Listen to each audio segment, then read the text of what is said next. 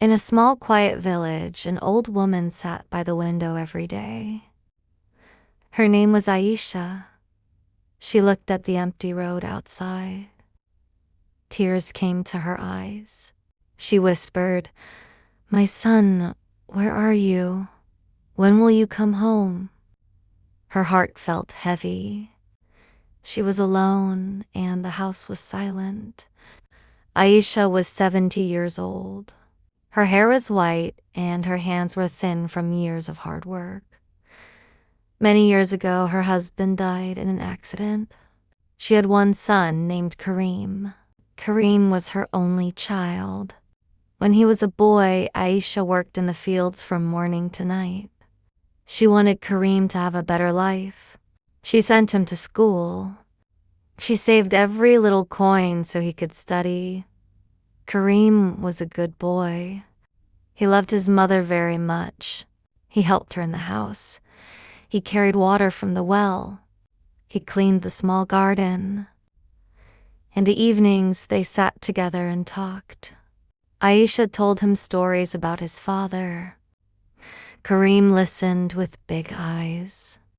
He said, "Mother, when I grow up, I will take care of you. You will never work again." When Kareem was 20 years old, he finished school. He was smart and worked hard. One day he came home with good news. "Mother, I got a job in the big city. The pay is good. I can send you money every month." Aisha smiled, but her eyes were sad. She did not want him to go, but she knew the village had no good jobs. She said, "Go, my son. Make a good life. But promise me one thing. Come back to visit me often, and never forget your old mother." Kareem hugged her tightly. "I promise, Mother. I will call you every week. I will send money.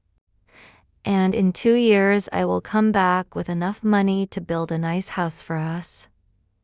Aisha wiped her tears and nodded. The next morning, Kareem left with a small bag. Aisha stood at the door and watched him walk away until he disappeared on the road. The first few months were not too bad. Kareem called every Sunday. His voice was happy on the phone. "Mother, the city is big and noisy, but I'm fine. I have a small room. I started work at a shop. I sent you some money last week. Did you get it?" Aisha smiled when she heard his voice. She said, "Yes, my son. Thank you. I miss you so much." Neighbors came to visit. They said, "Aisha, your son is doing well. You are lucky." Kareem sent money every month. Aisha used it to buy food and medicine. She fixed the roof of the house. She bought a new chair for the garden.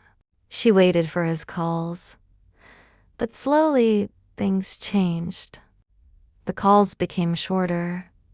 Sometimes he called only once a month, then once every 2 months. The money came less often. Aisha asked him on the phone, "Kareem, are you busy?" He said, "Yes, Mother.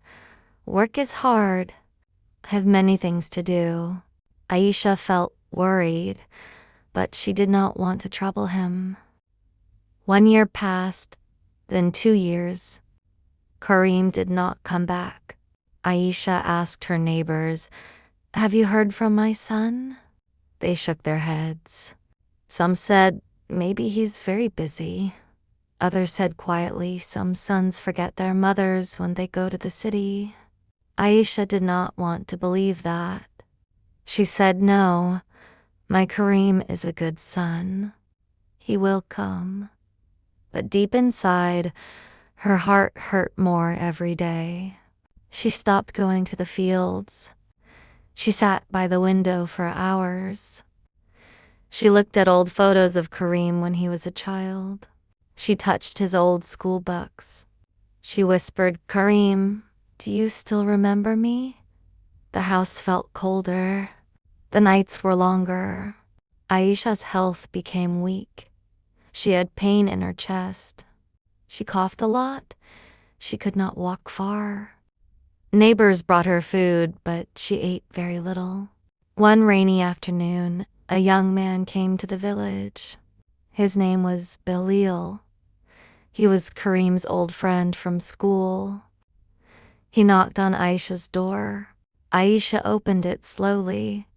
Belial said, "Auntie Aisha, I am Belial. Do you remember me?" Aisha smiled weakly. "Yes, my child. Come in." Belial sat down. He looked sad. He said, "Auntie, I have news about Kareem." Aisha's heart beat fast. "Tell me, Belial, is he okay? Why doesn't he come?" Bilal took a deep breath. "Auntie, Kareem is married now. He has a wife and a small son. They live in the city. He has a good job in an office, but he feels ashamed." Aisha frowned. "Ashamed? Of what?" Bilal looked down. "He thinks the village is too poor. He thinks he will not like his wife because she is from the city. He's afraid to bring his family here. He's afraid you will be angry because he did not tell you about the marriage." Aisha was quiet for a long time. Tears fell on her hands. She said, "My son is ashamed of me." "Of his own mother?" Belial said, "No, Auntie. He loves you, but he is confused. He thinks he must make a new life. He thinks he cannot mix the old life with the new life." Aisha closed her eyes. "He promised me. He said he would come back." Belial took out a small box from his bag. "Kareem asked me to give you this. He sent money and a letter." Aisha opened the letter with shaking hands. The letter said, "Dear Mother, I am sorry. I did not keep my promise. I got married 2 years ago. I have a son now. His name is Ali. He looks like me when I was small. I wanted to tell you, but I was afraid. I was afraid you would not understand. I sent money every month, but I stopped because I thought you did not need it anymore. I was wrong. I miss you every day. Please forgive me. I will come soon. Your son, Kareem." Aisha cried softly. She said, "He still loves me. But why did he wait so long?" Belial said, "He wants to come next month. He wants to bring his wife and son to meet you." Aisha nodded slowly. "Tell him to come quickly.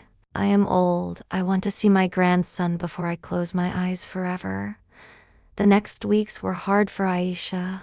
She tried to stay strong. She cleaned the house. She made the small garden beautiful again. She bought new clothes for Kareem's wife and son. She waited every day, but her body was very weak. She could not stand for long. She slept most of the day. One morning, a car stopped in front of the house. Aisha looked out the window. She saw Kareem step out. He looked older. Behind him was a young woman holding a little boy. Aisha stood up slowly. Her legs shook. She walked to the door. Kareem ran to her. He fell on his knees and held her hands.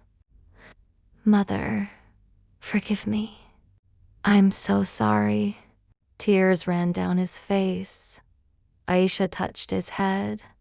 "My son, you came. That is enough." She looked at the woman and the child. The woman said, "Mother, I am Sarah. This is Ali, your grandson." The little boy smiled and said, "Grandma." Aisha laughed through her tears. She took the boy in her arms. "My little Ali, you are so beautiful." They all went inside. They sat together. Kareem told his mother everything. He said, I was afraid, Mother. I thought you would be angry. I thought the city life was better. But I was wrong. Nothing is better than family. Aisha said, I waited for you every day. I never stopped loving you. Even when I was sad, I prayed for you. That evening, they ate together.